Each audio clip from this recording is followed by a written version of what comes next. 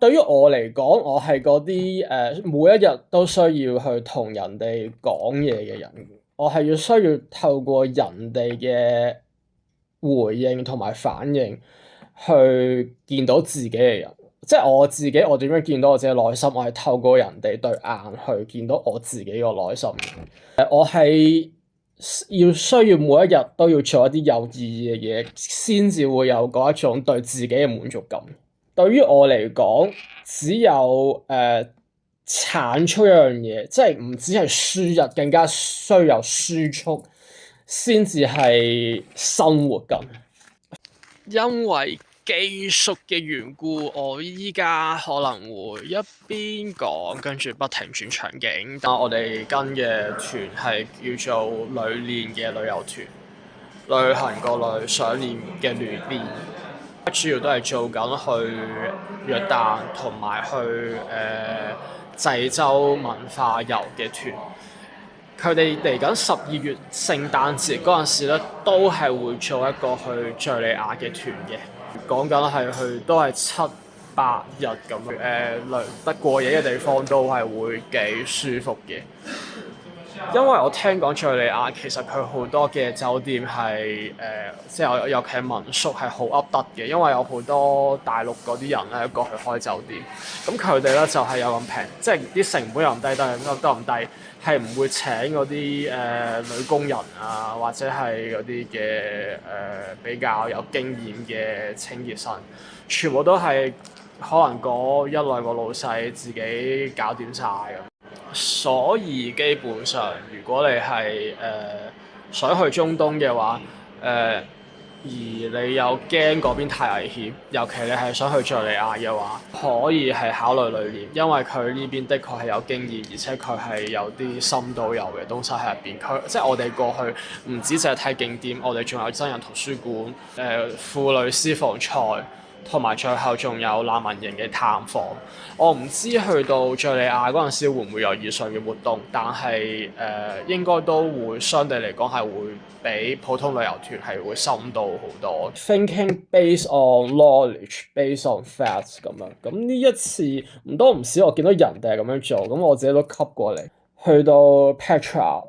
我哋見到嘅係一啲好宏偉嘅建築，咁到呢一個時候，我哋又會有感受，又會有發問嘅。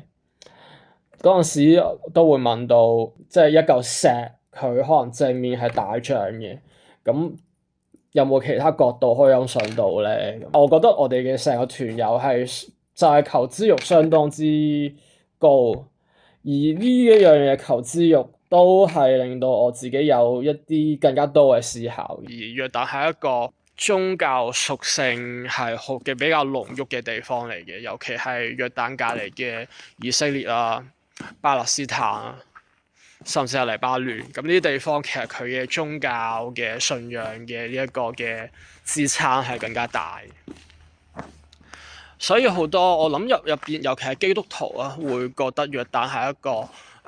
需要過去嘅地方，都係嘅。有呢個經濟實力，又有呢一個精神需求，咁其實係咪都要應該係過去嘅？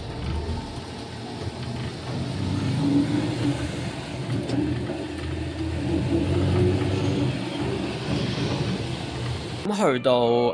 旅行團喺約旦嘅最後一日，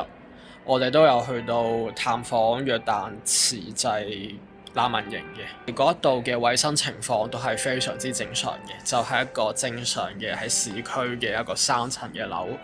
入邊就住咗一啲寡婦啦，啲單親嘅阿媽帶住小朋友咁，都覺得呢一個環節係非常之特殊嘅，因為你的確唔會喺任何嘅旅行團入邊係會見到咁樣嘅環節。即係敍利亞話就係話同以色列有邦交啦，正常化外交，但係以色列都係有時候係空襲緊敍利亞嘅，包括埋早前入侵哥蘭高地一啲緩衝區咁樣，即係都係俾以色列係即係搶緊一啲嘅邊境嘅地方，而阿薩德有關係嘅一啲復興黨啦，都依然喺度都係武裝勢力嚟，即係冇可能係一下就清得晒。同中國同我哋最相關嘅咧，就係由東突厥斯坦嘅一啲獨立運動，都係喺敍利亞嗰邊進行嘅。咁全名就叫做 TIP，Turkestan Islamic Party。咁呢啲其實就係所謂喺內地稱為係一啲嘅藏獨嘅運動啦，都係同 Turkestan Islamic Party 係有關係嘅。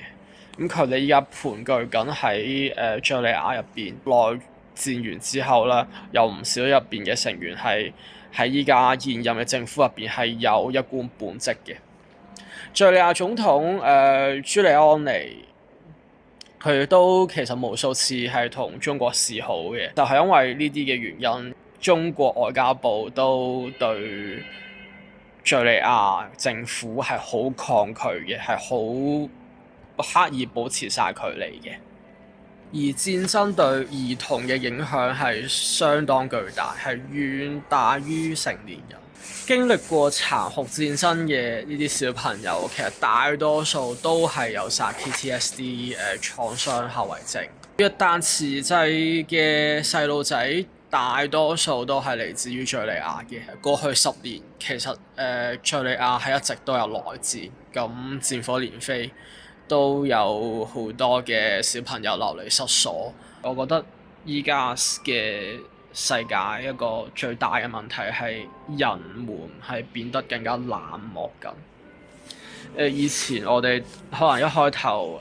以巴戰爭嗰陣時，我哋睇新聞嗰陣時，我哋好關心可能加沙點樣啊。但係過咗一兩三年，我哋見到依家新聞可能都係每日有5分鐘講緊以色列打邊一度邊一度，以色列打巴勒斯坦、黎巴嫩、打敍利亞、加沙、也門、打伊朗咁樣，打卡塔爾咁樣。但係我哋已經麻木，唔會再去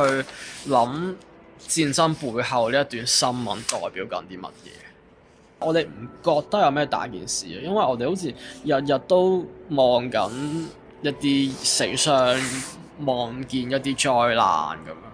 不過我哋都聽到喺約旦慈濟嗰度係有一個青少年，佢係想讀醫嘅，咁之後咧就本身都喺敍利亞過嚟。咁就打算咧再翻去敍利亞去讀醫，因為喺敍利亞讀書係會成本低過喺約旦讀好多好多嘅。即係我冇見到過嗰個青少年啦，但係我非常希望就係佢日後過咗去敍利亞嘅話，希望佢歸來還是故人。希望我哋經歷咗任何嘅災難之後，都係歸來仍是故人。即係最緊要係唔好俾我哋過去發生過嘅任何事去影響，又或者係埋沒我哋本身嘅光芒。咁呢樣嘢係非常之唔值得嘅。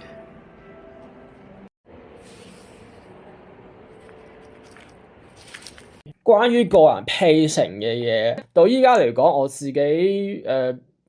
我之前幾個月去埃及。喺一個Cave Mountain 入邊有一個教堂，喺個垃圾山上邊嘅，即係貧民窟咁樣嘅位置，上面有一個好靚嘅教堂。我就喺嗰個教堂嗰度，我5點鐘過到去，嗰邊好似6點鐘閂門。我喺張台度踎咗半個鐘頭。我其實隔離咧都有一對歐洲嘅遊客，一對歐洲嘅家庭喺度嘅。咁佢哋又坐喺我度，咁我自己又坐喺度。更多嘅人係就係過嚟影相，跟住望完風景咁樣就走。咁我好少見到咁即係有相信靈性、相信虔誠嘅旅客。我喺嗰度踎咗半個鐘之後，我攞我部Olympus EM5出嚟。我再校角度搞5分鐘、10分鐘之後，先至慢慢影到一兩張相。相機先至可以影到，電話係冇可能影到，係完全係 worthwhile 嗰1-2個鐘嘅喺嗰度浸嘅嗰個時間嘅。對於我自己中意嘅嘢，我自己一定會去自己去做。咁所以喺跟團之前，咁我知道約旦有一個皇家汽車博物館，Royal Automotive Museum。佢嗰個博物館係之前兩個嘅國王嘅汽車收藏嚟嘅，佢哋揸過嘅車就擺喺個博物館入邊。